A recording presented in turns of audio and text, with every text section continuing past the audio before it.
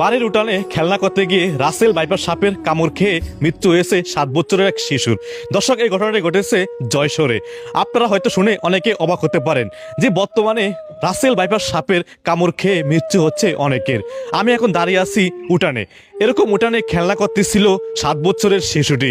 আসলে সে কখনো ভাবতেই পারেনি যে সাপের মুখের পড়তে হবে তার। তবে তাকে বাঁচানো সম্ভব হয়নি, সে চলে গেছে না ফেরার দেশে। রাসেল ভাইপার বর্তমানে সারা দেশ ছড়িয়ে যাচ্ছে। এই সাপের বিরুদ্ধে কেউ পদক্ষেপ নিচ্ছে না, কারণ এই সাপ নাকি খুবই ভয়ানক। সাপকে দেখলে মানুষ খুব ভয় পায়, ঠিক আছে, তবে সাপ মানুষ দেখলে খুব দ্রুত পালিয়ে যায়। আর এই রাসেল ভাইপার সাপ মানুষ দেখলে খুব দ্রুত গার্মি আসে। আসলে এই সাপটি নাকি খুব ভয়ানক। এই সাপটি আগে কখনো বাংলাদেশে ছিল না। এই সাপটি আসছে ইন্ডিয়া থেকে বন্যার পানির সাথে। আপনারা জানেন যে প্রত্যেক বছর কিন্তু ইন্ডিয়া থেকে বাংলাদেশে পানি আসে সিলেট হয়ে। এবারও কিন্তু সিলেট ডুবে গেছে বন্যার পানিতে। তবে এই বন্যার পানির সাথে অনেক সাপ চলে আসছে বাংলাদেশে। যদি একটা সাপ আসে, একটা সাপে নাকি বাচ্চা দেয় 70 থেকে 80টা। তাই বাংলাদেশে আজকে অনেক সাপ হয়ে গেছে। বিভিন্ন জেলায় সাপ কিন্তু বেড়ে যাচ্ছে এবং এই সাপের বিরুদ্ধে কোনো পদক্ষেপ নিচ্ছে না কেউ। আমরা জানাবো দর্শক আপনাদের সবাইকে, আপনারা সবাই একসাথে হয়ে বাংলাদেশ সরকারের কাছে আবদার করুন যে খুব দ্রুত ভ্যাকসিন বাড়ি করার জন্য। কারণ যদি ভ্যাকসিন না দেয় তাহলে হয়তো বাংলাদেশের মানুষ আর বাঁচার মতন কোনো পরিবেশ থাকবে না। কারণ এই সাপে কামড় দিলে খুব দ্রুত নাকি মৃত্যুর দিকে ঝুঁকে পড়ে মানুষ।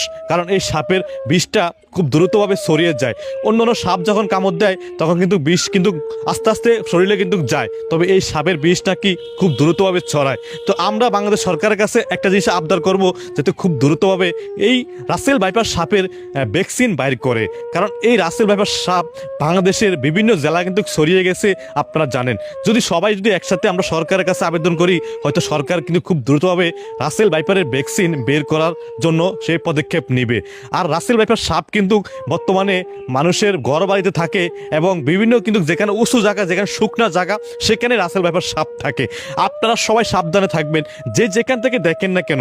এই ভিডিওটি শেয়ার করে সবাইকে দেখার সুযোগ করে দিবেন। আপনাদের একটি শেয়ারের মাধ্যমে হয়তো আপনার একজন ভাই ব্রাদার বেঁচে যেতে পারে সাপের মুখ থেকে। তো অবশ্যই আপনারা শেয়ার করে সবাইকে দেখার সুযোগ করে দিবেন, যে যেখান থেকে দেখেন না কেন। রাসেল ভাইপার সাপ কিন্তু বাংলাদেশের 23 থেকে 25টা জেলায় ছড়িয়ে গেছে। আপনারা অবশ্যই সবাই সতর্ক থাকবেন, আর যে যেখান থেকে দেখবেন অবশ্যই শেয়ার করে দিবেন। আর এই রাসেল ভাইপার সাপের মুখ থেকে বাঁচতে হইলে অবশ্যই একটি দোয়া আছে, সেই দোয়াটি আপনারা আমি স্ক্রিনে দিয়ে দিব। সেই দোয়াটি অবশ্যই আপনারা সবাই পড়ে নেবেন, কারণ এটি একজন ইসলামিক বক্তা, উনি কিন্তু বলছে যে মানে হাফ বিচ্ছু থেকে বাঁচার জন্য একটি দোয়া আছে। সেই দোয়াটি আমি চেষ্টা করবো স্ক্রিনে দিয়ে দেওয়ার জন্য। আপনারা সেখান থেকে দোয়াটি নিয়ে সবাই পড়বেন। আর আপনারা যে সাপটি রাসেল ভাইপার যে সাপটি কামড় দিছিল 7 বছরের শিশুকে, আমি সেই সাপের ছবিসহ এবং ওই সন্তানের ছবিসহ দিয়ে দেবো স্ক্রিনে। আপনারা সেখান থেকে দেখবেন এবং সবাই সতর্ক হবেন। বাড়ির উঠানে খেলনা করুক আর রাস্তাঘাটে পথে ঘাটে যেখানে খেলনা করুক না কেন, মানুষ খেলাধুলা করুক, সেখান থেকে সাবধানে থাকতে হবে। কারণ জঙ্গলে যাওয়া যাবে না এই বর্ষার সিজনে। আপনার রাস্তাঘাটে হাঁটাচলা করা যাবে না ও কারণ অনেকে আছেন জঙ্গলে যান, স্কুলের মাঠে খেলেন, যে কোনো জায়গায় আপনার জমিতে খেলেন, তবে বন জঙ্গলের থেকে সাবধান থাকতে হবে। এই সাপ নাকি বেশিরভাগে বন জঙ্গলে থাকে এবং আপনার মানুষের ঘর বাড়ি শুকনো জায়গায় বেশিরভাগে থাকে। তো আমি আজকে থেকে বিদায় নিচ্ছি এখান থেকে, হয়তো আবার দেখা হবে নতুন কোনো ভিডিওতে। ধন্যবাদ সবাইকে, আল্লাহ হাফেজ।